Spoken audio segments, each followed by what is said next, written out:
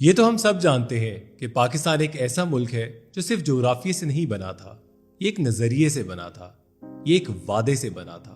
وہ وعدہ کہ یہاں مسلمان اپنی زندگی اسلام کے مطابق گزار سکیں گے۔ میرا نام ملک انیک علی کھٹانا ہے، میں ایک وکیل ہوں اور ایک حافظ قرآن بھی۔ میں نے بچپن میں قرآن حفظ کیا، لیکن جیسے جیسے میں بڑا ہوا میرے دل میں ایک سوال پیدا ہوا۔ ہم قرآن تو پڑھتے ہیں، لیکن کیا ہم اسے سمجھتے بھی ہیں؟ علم کی تلاش مجھے پاکستان سے باہر لے گئی۔ میں نے قانون کی تعلیم حاصل کی کوئین میری یونیورسٹی آف لنڈن سے، اور پھر مجھے موقع ملا کہ دنیا کے ایک عظیم علمی روایت کو قریب سے دیکھنے کا، ہارورڈ یونیورسٹی۔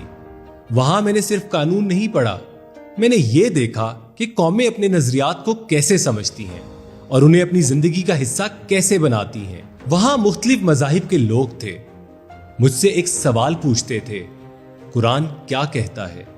یہ ایک سادہ سوال تھا، لیکن اس سوال نے مجھے ایک گہری حقیقت کے سامنے کھڑا کر دیا۔ پاکستان میں کروڑوں مسلمان قرآن پڑھتے ہیں، لیکن اگر وہ اسے سمجھتے نہیں تو وہ اسے اپنی زندگی میں کیسے نافذ کریں گے؟ جب میں نے اس سوال کو قانون کی نظر سے دیکھا تو مجھے ایک حیران کن حقیقت نظر آئی۔ پاکستان کا آئین article 31 of the constitution of Pakistan ریاست کو یہ ذمہ داری دیتا ہے کہ وہ مسلمان کو قرآن اور اسلامی تعلیمات کے مطابق زندگی گزارنے کا موقع فراہم کرے گی۔ یہ صرف ایک مذہبی اصول نہیں، یہ ایک آئینی وعدہ ہے، ایک ریاستی ذمہ داری ہے۔ پاکستان کے قوانین کے مطابق ہر پبلک اور پرائیویٹ سکول میں قرآن کی تعلیم لازمی ہے۔ گریڈ 1 to 5 بیسک عربک اور 6 to 12 ٹرانسلیشن پڑھانا ضروری ہے۔ یہ ایک تاریخی قدم تھا، لیکن اس کے ساتھ ایک بنیادی سوال پیدا ہوا۔ اگر قرآن کا ترجمہ پڑھایا جائے گا تو وہ ترجمہ کس کا ہوگا؟ پاکستان میں مختلف مکاتب فکر موجود ہیں، ان کے علمی نقطۂ نظر مختلف ہو سکتے ہیں، تو پھر ریاست یہ کیسے طے کرے گی کہ بچوں کو کون سا ترجمہ پڑھایا جائے؟ یہ صرف مذہبی بحث نہیں، یہ ایک قانونی خلا ہے۔ اسی سوال نے مجھے ایک فیصلہ کرنے پر مجبور کیا۔ یہ مسئلہ صرف گفتگو کا موضوع نہیں رہ سکتا تھا، اس لیے میں نے اس کو عدالت کے سامنے رکھنے کا فیصلہ کیا۔ میں نے یہ مقدمہ پاکستان کی 5 ہائی کورٹس میں دائر کیا، کیونکہ یہ مسئلہ صرف ایک شہر کا نہیں تھا، پورے پاکستان کا تھا۔ بالآخر یہ سوال پہنچا پاکستان کی سب سے بڑی عدالت تک، سپریم کورٹ آف پاکستان۔ یہ کیس کسی فرد کے خلاف نہیں ہے، یہ کیس ایک اصول کے لیے ہے۔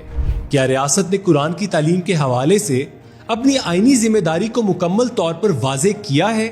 قرآن کو پڑھنا صرف عبادت ہے، لیکن قرآن کو سمجھنا انسان کو بدل دیتا ہے۔